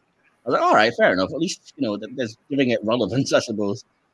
I did notice as well, Easter egg for Power Rangers fans, that when they're being trained to fight the putties, they're told to aim for the center mass, which I was like, nah, I get what you did there. Because like in the second season, you had to aim for Z that was on their chest because they were Lord Z putties, because too many kids were hitting each other in the head. So it's genuinely true, by the way. And yeah, there's not really much else. Like, oh, that was one scene. Again, one scene that I wish they'd removed, even though they probably thought it was hilarious, is when I also don't like Zack doing that weird Mastodon joyride. And then when he almost hits a car and it's full of nuns, that is full on Adam West Batman. Yeah. Oh, dear me. But yeah, I like all the fighting and I like Billy's slow-mo kind of fights and moments and everything. And that's really all I can say. Except I'm going to throw it over to you guys and say, do you have any other notes on the direction of this movie? Go on, just Connor. a scene, just a scene that I literally it came to my head. One thing I didn't like. I just didn't like Rita's fate of her getting slapped into space and then her getting Star-Lord or Yondude, essentially. Just looking at the planet, turning into ice. This is the weird thing about that is he's not even dead. That's the weird thing. If you remember the TV series, all they did was they're trying to come up with an imaginative way to get her to the moon, where she can build her moon palace for the sequel. All that happened there was of course. style just slapped her to the moon, and I was like, "Oh, you guys slap her!" It's just really a slap. It's just I don't know. I thought it was cool and cheesy, but when I just saw her off-world, you literally put that idea in my head. But I just thought, same year as Guardians of the Galaxy 2. Oh, they liked the whole person getting frozen in space type effect, but then she does blink as she's turning to ice. But no, she looks at totally as she turns, she sees the moon and she gives a little smile, like "haha," and I'm like, "Okay, we get it." Whatever. Yeah. But yeah, they have confirmed that was basically what was happening there. Was Rita was heading to the moon because EA. Typical. Anyway, so what about you, DK? Any other notes on direction? Well, I remember Dean Israelite. He did. I don't know if you've seen it. That found footage time travel Project Almanac. I have not. No, but is it good? It's not bad. It's it doesn't set the world on fire, but it's an interesting little hour and a half. Right. And I think, but at least with that, there was some kind of tension, and I didn't feel that tension through this. I don't know if it was too overlong. I don't know if he was concentrating too much on the teen angst kind of angle, but it just it didn't grip me like that previous work. And what really annoyed me, and this could be completely my own fault, not being into the show and stuff, but with the tone being different, my first thought was, because it's more adult, we're going to get some seriously kick-ass kung fu in this. There wasn't any. I was expecting some really good fight, especially when they started doing the training, which felt very I don't know, Mortal Kombat remake from a couple of years ago. And Louis Lin is in that. Yeah, and it just kind of there seem to be kind of so many missed opportunities for things that they could have put into this, in my opinion anyway, that could have raised the bar somewhat. But it's like they were all afraid to. I don't really get it, and I don't get his direction in this. I like some of the things that he did. I love the scene where the Megazords coming out of the lava below. I like that kind of thing. But yeah, I mean, a lot of it was was passable. I don't like the, as Connor's mentioned before, the Zack Snyderish of some of it. I don't know if he watched Dawn of Justice and thought, oh shit, I've got to do that. But that's I don't think that. I think if anything, he's probably watched Chronicle, because that is the whole like teen angsty, but they've got superpowers kind of thing. So it feels like it's a cut and paste of that, because that is like the young adults who were teens but were superheroes, blah blah blah. But, I'm just going with this. Oh, it's an action scene. Oh, better slow it down. See, I didn't think there was that much in the way of slow-mo or anything in the movie. And I liked the fights, I will say, at the end. The training and the actual fights when they do morph. I thought there wasn't enough of it. But them fighting against the putties on the cliff during that end fight, I really liked. I thought it was good. But I could have done with more than that. For the amount of time you were sat around waiting, and let's be honest, it's a Power Rangers film, so most of the people are going to be sat around waiting for actual freaking Power Rangers. So the costumes, so when it turned up, it would have been nice to see a bit more of it. And again, you came away with this vibe that they were saying, all right, we've included that now, let's move away from it quickly. And that's not what you want.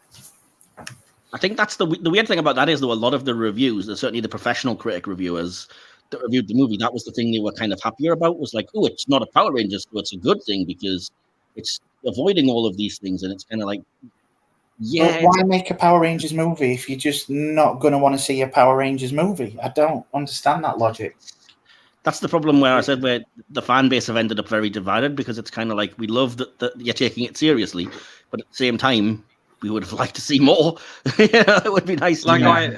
I admit it's a unique spot in the whole mythos for me. Like, it's a unique entry that I'm glad, obviously, that I've done it and I've watched it, and because it was one of those that I was going to see in cinema, but I just never got around to. And then, all right, I could have easily watched it years ago, like at home, but I just never, for whatever reason, it just never was in my system. But until now, but I'm not surprised that it isn't. All this take obviously isn't continuing, and this is going to be the one and odd spot in this spin on it. But I kind of did respect it at least. But I mean, there were some things, as we've all pointed out, like things we could have changed or things that we could have tweaked. But I'm kind of glad that this take exists, because Power Rangers is always, for me, the same, like quote unquote the same. All right, apart from the obvious designs and cast members and year-on-year series, until you get to freaking Nickelodeon and you get the Supers the year after. But I mean, at least this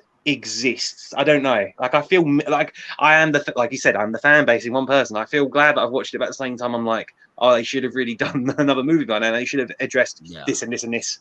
I don't know. Like, I think you're kind of very much where I was when I first went out of the cinema after watching it. I was very much like, oh man, that was disappointing, because why wasn't there more in the way of action? But every time I rewatch it, I appreciate more and more what they're actually kind of doing and things up. And a lot of it is just, because I've got a connection to the lore. So, even if there's not any action, as soon as they reference power coins or morphing grids or whatever, I'm like, woo, yay. So I'm very easily pleased. Yeah. Exactly. So I kind of appreciate it for that. And the fact that, like you say, it is an attempt to at least do something to move the series away from, like, what, you love that kids franchise?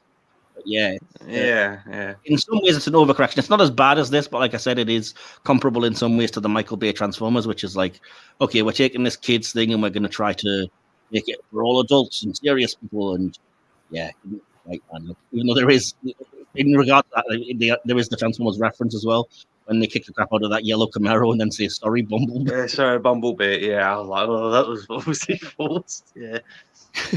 One quick thing I will say, because I've dissed so much of the comedy in it, but I will say, even despite myself, I genuinely do find it really funny when they're building up Billy jumping over that cliff with the superpowers and everything so dang much, and he does and he makes it and they're all cheering and everything, and then he just falls backwards down the same cliff.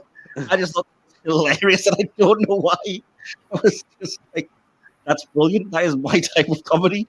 Maybe I'm just really sinister. I don't know. I just saw that coming, though. I saw it coming before we even fell. I was like, oh no, now he's going to do a comedic. I saw it coming. I didn't say him actually falling. I thought you might be like, whoa, and then they'd grab him or something. But I was like, he actually fell. That's kind of funny.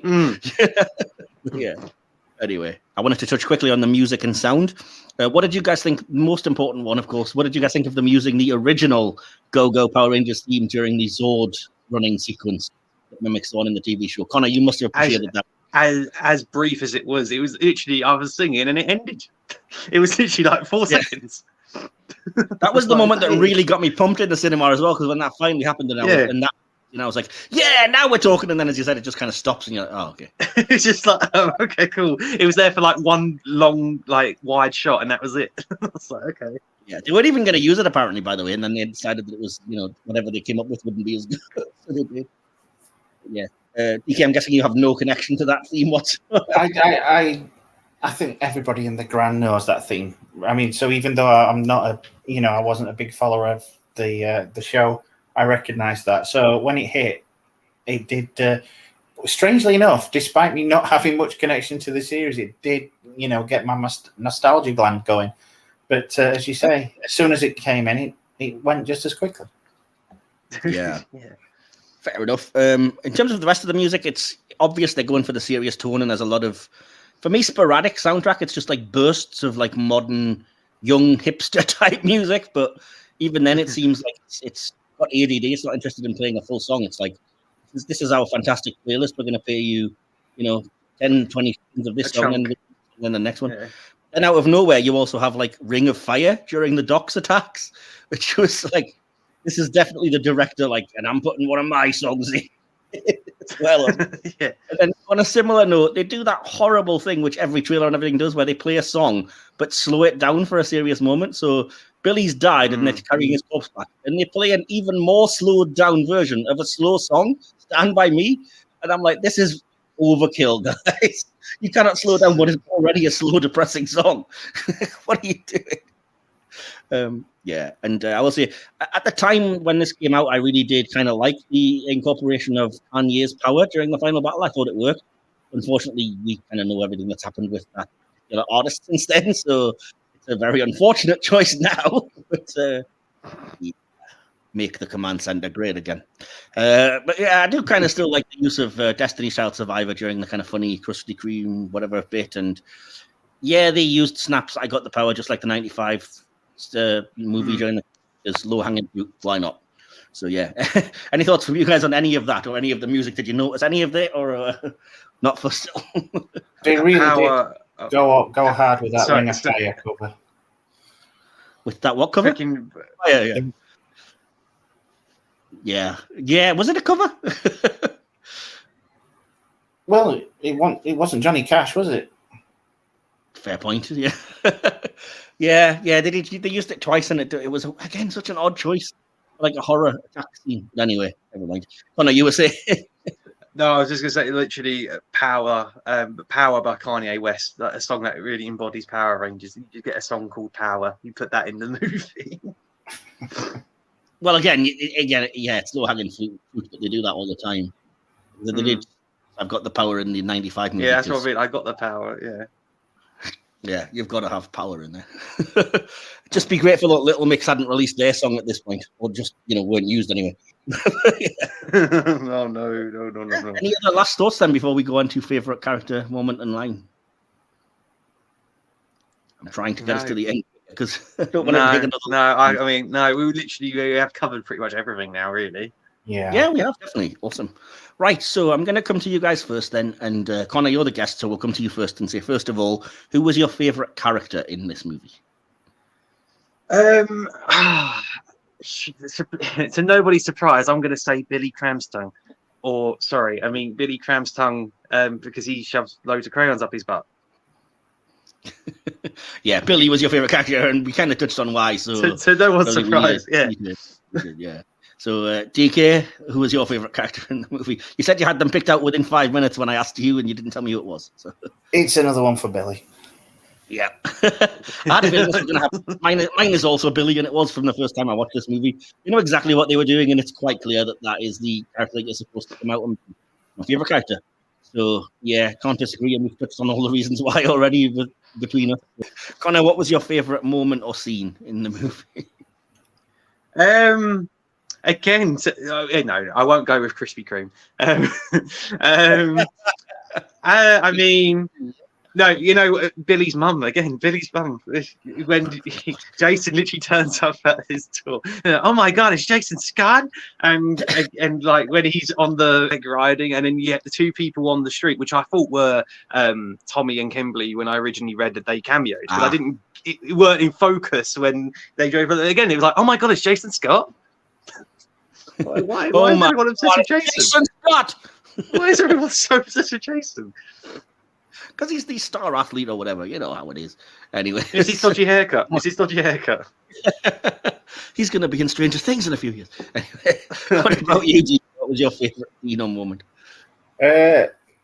Connor's already mentioned the Jason Scott one with Billy's mum. So other than that, I think I mentioned it before, the one where the Megazords rising out of the flames.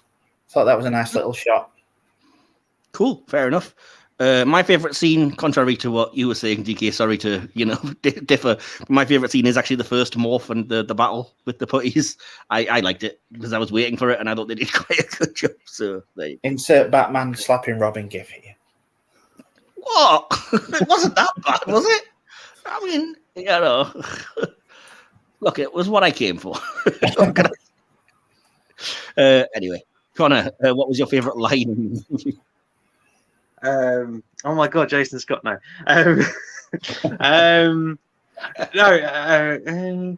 wrote them all down, but I'm even now like, okay. Then you know I punched his tooth out. I also knew they put it back. Like freaking Kimberley. Yeah, Kimberley punched. Yeah. It was, I'm trying to think who, I didn't write down the character who said it or the context, but it was basically someone's tooth got punched out and they kept referring to, I knew it got put back. But I couldn't think who it is now. The character's gone blank. That was a weird choice of line, Connor, but okay. Anyway, what about you, DK? It's trite and it's corny. It's that, and I'm not, endorsing what we're going on, but that it doesn't make you an awful person. You did an awful thing, but it doesn't make you an awful person. Just be the person you want to be. As I say, trite and corny, but I do respond to it. So what that says about me, I do not. And completely 360 to that, my favourite line, despite all of the pooping that I've been doing on this performance, is actually a Rita line. And it's solely because of the way that Elizabeth Banks delivers it, but it does make me laugh every time. Which is when she first sees the Rangers coming out and they've got their zords and she just goes, their costumes and their dino cars. Ah, how cute. The Rangers found their costumes and their dino cars. Which I just think is just a perfect way of like a hilarious reduction of 30 years of a franchise right there. Yep, that's what they do. Every time. But yeah, fair enough. Nobody else is bothered by that? Nobody impressed? No? Fair. We'll move on. We're going to move on next to our audience interaction section, which is to get some thoughts from the audience and hope that they're not as divided as we seem to be. So I'm going to throw this over to DK because we tend to take our turns and I've talked a lot during this episode. So DK, you have the audience response to this Power Rangers 2017. Yeah, Jake Burden-Stokes says, I was a big Power Rangers fan back in the day, and I would say the reboot got everything pretty much right for the vibe of the Rangers and their powers. But the stakes were a bit high for their first outing of a team. We could have used a slower ramp up with some classic monsters rather than it being a full-powered Rita ready to end the world. And Becca Morgan replied, 100% this. I did a podcast on the Netflix special. We got an oh my god, the feels. I presume that's once and forever or something. Yeah. Jay Buckley says, I think it worked as an origin story, but it didn't have enough Power Rangers or Zords action in it. It absolutely needed a sequel to reach the potential that it had going for it. Craig Turner says, was it a good movie? No. But was it a good Power Rangers movie that captured the daft over-the-topness of the TV show? Also no. Timothy Dean says, it wasn't terrible, but it could have been so much better. Todd Miley says, this movie was great. It did what a reboot should do. It introduced new elements while still sticking to the source material. Was it perfect? Definitely not, but I loved it. It was a great setup and origin story. Nostalgia and toxic fandom is what killed this movie, and I've supported this movie since 2017. Taryn Cummings says, I really enjoyed it. And Ronnie Rogers says, it wasn't bad by all means. The story was great. I personally didn't like some aspects, like the Megazord and how they handled some situations, and they gave it 6 out of 10. And yeah, that's it for the audience participation on this one. Yeah, we're going to go to our conclusions and scores out of 5 then to finish things up. And as always, we'll start with our guest. Connor, do you have a conclusion, however brief it may be, and the score out of 5 for this movie? Again, I keep using the same words, but a unique installment in this franchise, which, yes, I feel like I keep saying to myself I'm too old for, but the more I've gone back to it, the more I feel like I've gotten bits out of it as an adult.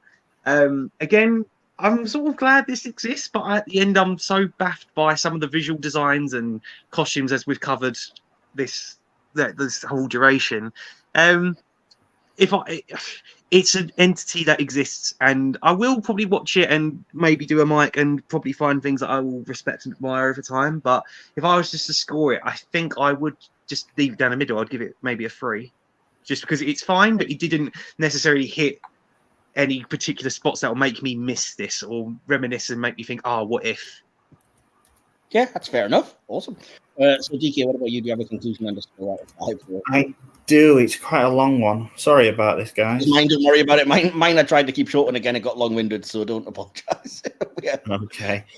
Well, it's basically, I didn't grow up with a Power Rangers show, so I don't have that connection like many do. Don't get me wrong, I love huge robots fighting kaiju as much as the next guy. And some of the Zord designs were sweet, admittedly, but I was never part of that particular craze. Whenever I happened upon it while flicking channels, it always seemed a little too corny, too goofy, and I couldn't take it seriously enough to get it, I guess. So when you brought this up as an episode, I was looking forward to it. God knows we need some goofy, corny fun in this day and age. So the idea of jumping into this high-camp, colourful world for 2 hours intrigued me.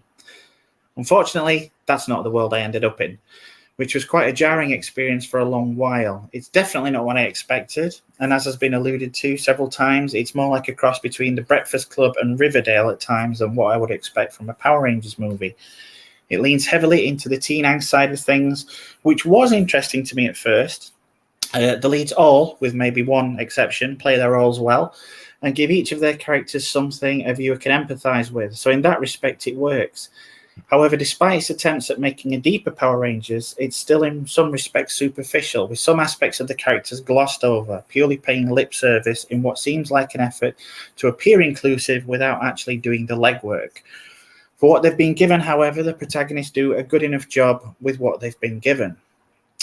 And then there's Elizabeth Banks, who chews the scenery to such an extent you get the impression that she was also expecting the colourful world of the TV show, but no one on set dared tell her that it wasn't. But while the material's decent enough and it's interesting to explore the background of the teens who become the Rangers, it just takes so long to actually get to anything resembling the Rangers part, with them not suiting up until the last 30 minutes or so. And when you're looking at your watch wondering when it's all going to kick off, that's not a great sign. While I understand that it was done not to rush it so any sequel could pick up with them already in gear, that there won't be one just highlights how much of this is, while not exactly wasted, it's certainly a missed opportunity. I wanted outrageous creatures and absurd kung fu, and though it brushes with both, it never seems to fully embrace the concepts. There is atmosphere in here, however small, that to some extent the producers almost seem embarrassed by the subject matter. It also seems very much limited by its budget, and while I realise that's ironic considering the original source material, I could never quite get over the TV movie vibes this one gave me. Is it good? Is it bad? I don't know. I've been mulling it over for a while now. I would certainly watch it again now that I know what I'm heading into, so I'd definitely rate it as above average. But missing that aforementioned connection, it didn't give me anything solid or familiar to latch onto, and made me yearn for something that I never really had in the first place. So when all this has settled down, I'm going to go and check out the old show. So it's piqued my interest enough to make me want to explore further, and I kind of guess that's a win. So I'm going to give it 3 also. Fair enough. Yeah, that was a lot to say, but yeah, I think I can't really necessarily argue with any of it. So Yeah, it's interesting if you're going to start the show because there's a heck of a lot to get through. So I'll discuss off air exactly what you're going to start with or where you're going to go with that. Well, anyway, this is my very long-winded conclusion. I'll get it over with. I just said I like this more each time I watch it. I can still remember that walking out of the first big screen viewing, a lot of the flaws were more evident. Like you guys, I liked the film, but I wasn't prepared for what we were getting. Not having the Rangers morph into action until 90 minutes into a 2-hour film really bugged me. It still does a bit, but I appreciate the restraint more now, and that this was an origin story where that had to feel really earned. Plus, there are other little moments of action before that, and the film, for me, is far from boring. It helps that this is such a great ensemble cast, which truly carry the plot through, even without the more familiar trappings or tone being so in your face. I used to think the pacing was off, but now I think it's perfect for what's being attempted. Annoyingly, you can kind of see that this was an origin story that would have set up a more action-packed sequel, as we've all said. But like so many times, it just won't happen. I probably would have not been that overconfident if I was making the movie, and I would have included more action scenes. Again, that also feels like it may have been jarring. This isn't a kid's live-action cartoon or a Japanese tokusatsu. It's a YA hero film, and in that respect, I really think it works. Though I might be biased and just enjoying the incorporation of tropes and iconography from one of my favourite franchises. To try and wrap things up, this is not a perfect film. It's probably still a bit too slow and tonally uneven, but there are so many, for me, great performances, lines, ideas, effects, and scenes, not to mention the strides it takes towards inclusion and diversity, which should be highly commended and for me are handled well. Like many fans, I am sad that the film effectively bombed because I would have loved to see a continuation of stories in this universe, starting with the promised sequel. It'll never happen, but this is still more than worth a look as a solid film in its own right, as well as, yes, a missed opportunity. Seriously, though, that cast in a film now, you'd think it'd be a no-brainer. And out with 4 out of 5 for this movie, surprising no one, which when we work out the average gives us 3.3 recurring. So let's just call that 3.3 out of 5 for Power Rangers 2017. So, not by any means a terrible score, and certainly above average, so I'll take it. I don't feel like I've quite inflicted this on you guys, but yeah, it was something I wanted to do next, and I wanted to recover something for the 30th anniversary, but maybe it was an unusual choice because I was thinking you guys wouldn't appreciate the more cheesy aspects of the franchise, and you probably would have. So maybe we should have reviewed the 95 movie instead another time, maybe. But yeah. So all that remains then is for me to say thank you so much for Connor for agreeing to join us and have our 2-hour discussion here. Yeah, no, thank you.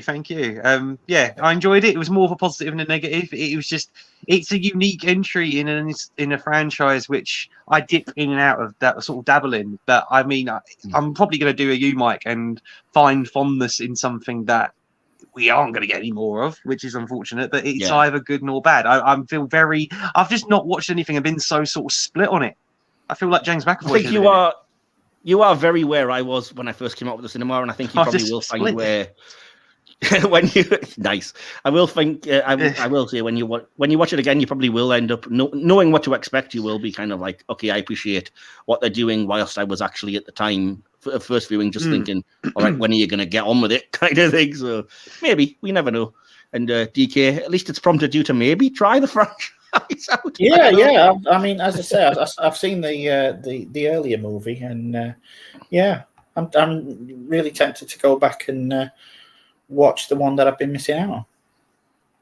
Well, I wouldn't recommend the third movie because it's terrible. Turbo, a Power Rangers movie. Don't ever watch that. Oh, no. No. Yeah. There's plenty of series to touch on. As I say, we'll talk about it off air. But yeah, thanks, DK, again, for allowing me to pick a film for you to watch that was completely out of nowhere for you and that you had never seen or heard anything about, really. So always a pleasure. I do realise that now this is kind of the second time now that you've had your pick of movies. We had Flash Gordon, and now this. It's just like, everything's coming up Wilson. To be fair, you were the one that selected Flash Gordon for cult before you knew it was my favourite cult movie. So yeah, I kind of was hoisted by my own petard there. You were, and as much as I do like this film, I will say I only gave it a 4. Let's not get carried away. Yeah. But yeah. So Connor, do you have anywhere where people can find you on the internet that you want to shout out? Right at the beginning of the recording, I mentioned a little channel called Pasty Sheep, or you can listen to us on the Nerd Bible podcast, primarily on our YouTube channel. But then we also cover our sort of imminent thoughts on our TikTok page. Again, Facebook, Twitter, Instagram, across Pasty Sheep. Or again, we've got an email, but it's not Pacey Sheep, but it's nerdbiblecontact@gmail.com if you want to let us cover anything. If you've got any thoughts or any updates or just opinions on anything nerd related, then again, feel free to send us anything. So. Yeah. I do like listening to that once a week because it's like a once a week pop culture podcast talking on latest film releases and just yeah, a if you like weekly things update. like if you like things like Weekly Planet or whatever, it's kind of a very English our age version of that. So I appreciate it, and I'll leave a link to your YouTube channel and to that Power Rangers in-depth episode we did in the description when I edit this, Connor. So yeah, awesome. Nice. DK, can people find you anywhere on the internet, or are you still being a hermit? Yeah, I'm still locking myself in a cave, telling everybody to piss off. Fair enough. And I am still desperately hoping that somebody will contact me on any one of my 15,000 social media sites. But in either case, you can find the link tree to me, DK, and the podcast in the description always. Do get in touch, do try and interact, and I'll see how well this episode does and probably cry when it gets 5 views. But if it does take off and you have thoughts on Power Rangers 2017, feel free to share them. Clearly, I want somebody to talk to about these things. So that would be fun. And yeah, we will be back. Don't worry. This is not going to be the episode that we close the podcast down on by any means. So we're going to be back in either a week or two. I forget the exact schedule. And I think, DK, we're back with yet another, speaking of all coming up supposedly Wilson, yet another cult episode.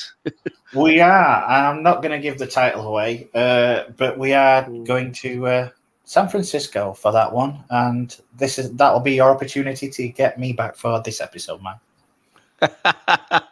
Awesome. Well, tune in for that, and do also check out our sister podcast here on Miss Star Trek, where we have a top 10 alien ships, and we're going to be reviewing some Klingon episodes again soon. And yeah, we're always going to be around the internet, but in the meantime, just remember that in the epic words of Arnie, it's morphin time. No, sorry.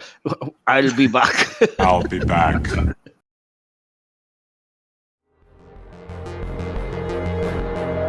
You have been listening to the Silver Screen Podcast, hosted by Michael Wilson and DK. Created, produced, and edited by Michael Wilson.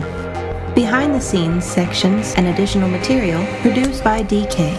Music by Timeless Journey. More information can be found at soundcloud.com/Timeless Journey. Follow the podcast on Instagram at Silver Screen Podcast, or look for the Silver Screen Podcast under Facebook groups. Links to all our social media accounts and more are in this episode's description. This podcast is available on YouTube or wherever you get your podcasts. Just look for Silver Screen, Hit or Miss Star Trek. This has been a Mike's Podcast production. Copyright 2022. Thank you for listening.